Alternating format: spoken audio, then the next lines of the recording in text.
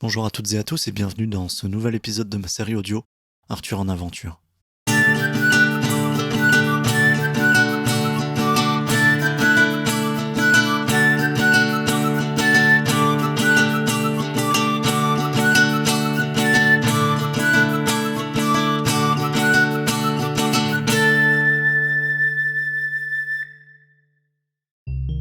Dimanche, après avoir fait les derniers au revoir à Giorgio, j'ai rejoint quelques amis à la gare pour les emmener visiter Dolki.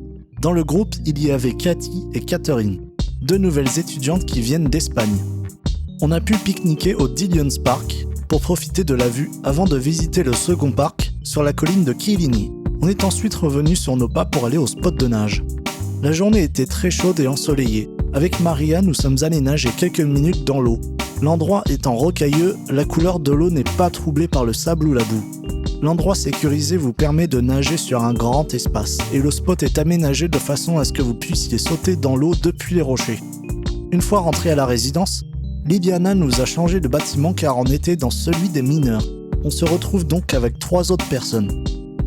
Lundi, c'est le premier jour des cours en face à face. Une chose que j'attendais depuis un moment.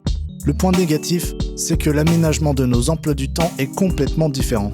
Les horaires peuvent commencer très tôt, comme elles peuvent se terminer très tard. Et les pauses pour manger le midi sont parfois très courtes. Mardi, la directrice de mon école m'a demandé d'aider le staff pour accueillir les nouveaux étudiants. C'était la journée d'arrivée des nouveaux. Nous nous retrouvons maintenant à plus de 1000 étudiants répartis dans 2 écoles. C'était une longue journée mais assez amusante puisque j'étais la première personne que les nouveaux rencontraient en arrivant à l'école. Le soir, notre école avait réservé les tables au pub à côté du Temple Bar avec le rooftop. Là encore, j'ai rencontré de nouveaux étudiants, en particulier ceux de l'autre école. Mercredi, ayant terminé les cours assez tôt, nous avons passé le reste de notre après-midi dans le Herbert Park à jouer au frisbee et écouter de la musique. Jeudi, c'est la dernière soirée de Inès. Pour l'occasion, nous sommes d'abord allés dans un bar à bière proche de l'université Trinity. Nous sommes ensuite allés au dock pour passer le reste de la soirée. Vendredi, c'est la soirée de départ de beaucoup de personnes, y compris Charlotte. Nous nous sommes retrouvés dans un pub avec un petit groupe avant de rejoindre le reste à la résidence proche de notre école. Cette soirée rassemblait majoritairement tous les plus anciens étudiants de notre école, mis à part 3 ou 4 étudiantes qui vivent dans cette résidence.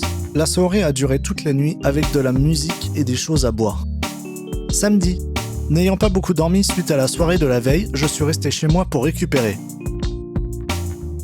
Après un long moment d'espérance et d'attente, nous avons enfin le droit de suivre les cours en présentiel. De manière générale, les Irlandais craignent plus le Covid que les Français.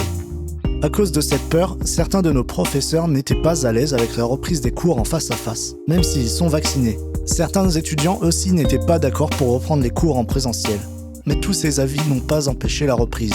En ce qui me concerne, le fait de suivre les cours de cette manière est plus intéressant. Il y a plus de dynamisme et la participation est différente. Le point négatif, c'est le réaménagement de l'emploi du temps. Les cours généraux et certains spins sont en présentiel tandis que le reste est maintenu en visioconférence, à cause d'un effectif trop important. Les spins ne dépendent plus de votre choix, maintenant la classe entière doit participer au même spin. Maintenant la classe entière doit participer au spin, même si on ne l'a pas choisi. Mais cette nouvelle organisation a été décidée et réfléchie de façon à ce que le maximum de cours se déroulent en présentiel. Forcément, celle-ci ne convient pas à tout le monde et les plaintes deviennent massives, surtout de la part des nouveaux étudiants.